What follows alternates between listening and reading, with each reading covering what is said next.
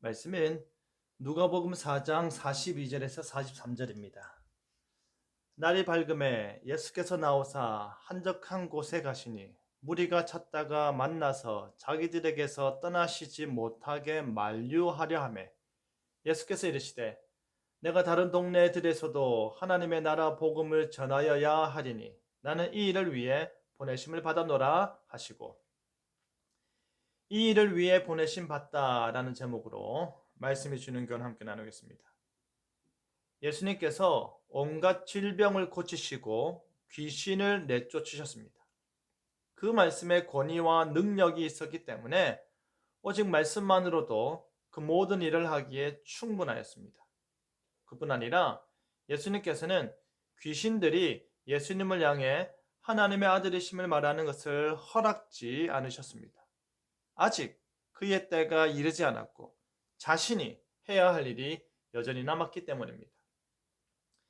예수님께서 열병에 걸린 베드로의 장모를 고쳐주시자 사람들이 온갖 질병에 걸린 사람들을 다 데리고 예수님께 나아왔습니다. 또한 예수님께서는 그에게 나아온 자들을 고쳐주셨습니다. 그들 가운데 귀신 들린 자들이 있었습니다. 예수님께서 그들을 다 내어 쫓으셨는데 그 귀신들이 예수님을 향해 하나님의 아들이심을 말하며 소리 질렀습니다. 그러자 예수님께서는 그들이 그렇게 말하는 것을 허락하지 아니하시고 침묵하셨는데 귀신들이 예수님께서 오실 메시아이신 그리스도로 알기 때문입니다. 예수님께서는 아직 자신이 그리스도이심을 감추시기 원하신 것입니다. 날이 밝으니 많은 무리들이 예수님께 나왔습니다. 그리고 예수님께서 자기들 곁을 떠나지 않게 하고자 강권하여 만류하였습니다. 예수님께서 지금까지 보이신 그 놀라운 사역을 계속해서 보기 원하는 것입니다. 계속해서 그 놀라운 능력을 누리길 원하는 것입니다. 예수님께서 말씀하시면 악한 귀신이 쫓겨나고 예수님께서 손을 내고 말씀하시면 병에서 나음을 받으니 예수님께서 자신들과 함께하는 한 더 이상 두려운 것이 없는 것입니다.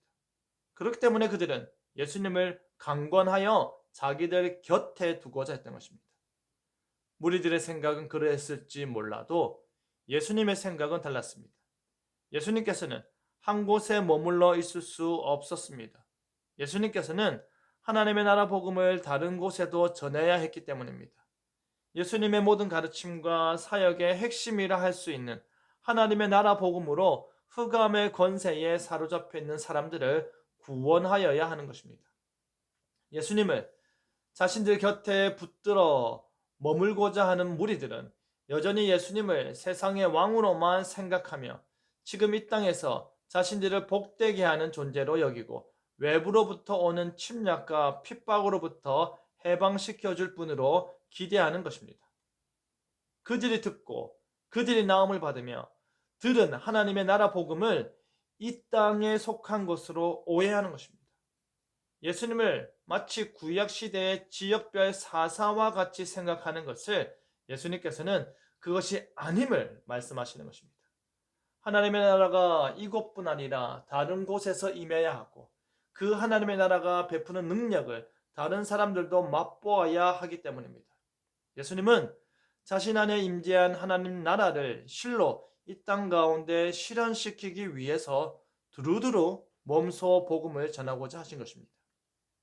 예수님께서는 하나님의 나라 복음을 전하셨습니다.